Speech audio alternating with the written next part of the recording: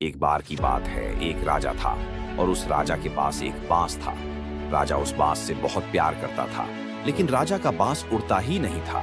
राजा उसे जब भी अपने महल से उड़ाने की कोशिश करता था तो बांस एक पेड़ पर जाकर बैठ जाता था और कुछ देर बैठकर वह बांस फिर से राजा के पास वापस आ जाता और हर बार ऐसा ही होता।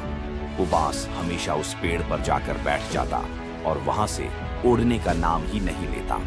अब राजा उस बांस को हवा में उड़ता हुआ देखना चाहता था, तो उसने गांव वालों से कहा कि जो भी मेरे इस बांस को उड़ना सिखाएगा, मैं उसे बहुत कीमती इनाम दूंगा।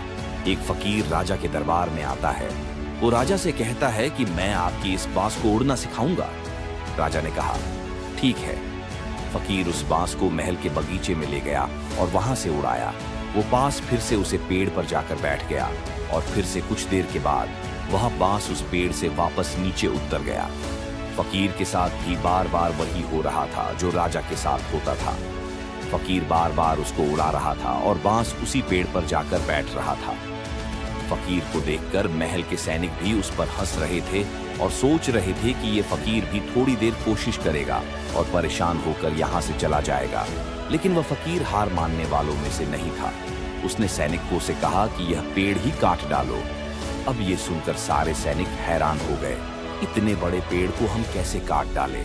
फकीर ने यह बात राजा से कही और राजा के कहने पर उस पेड़ को काट दिया गया।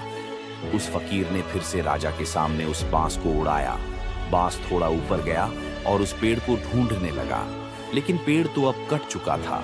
वह उसको वहां पर कहीं भी नजर नहीं आ रहा था। बांस आसमान में उड़ता गया और आसमान में ही महल के चारों ओर चक्कर लगाने लगा और शाम होने पर वापस आ गया। वह देखकर राजा ने फकीर से कहा कि तुमने यह कैसे किया?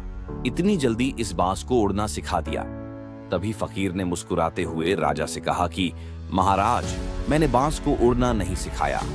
बांस तो पैदा होते ही उड़ना सीख जाते हैं। मैंने तो सिर्फ उसके कंफर्ट को हटाया। वो जो पेड़ था वो उस बांस के आराम करने की जगह थी। उसका कंफर्ट जोन था और जैसे ही पेड़ हटा तो उसने आसमान को ही अपना कंफर्ट बना लिया। दूसरे बांस की तरह ये आसमान में ही उड़ेगा। सेम ऐसा हमारे भी साथ होता है। हम भी हमेशा अपने कंफर्ट जोन से छिप के रहते हैं और जब तक वह कंफर्ट जोन हमारे पास में रहेगा तब तक हम कंफर्ट जोन से बाहर नहीं निकल पाएंगे। अगर ये कहानी अच्छी लगी हो तो हमारे चैनल को लाइक और सब्सक्राइब करो।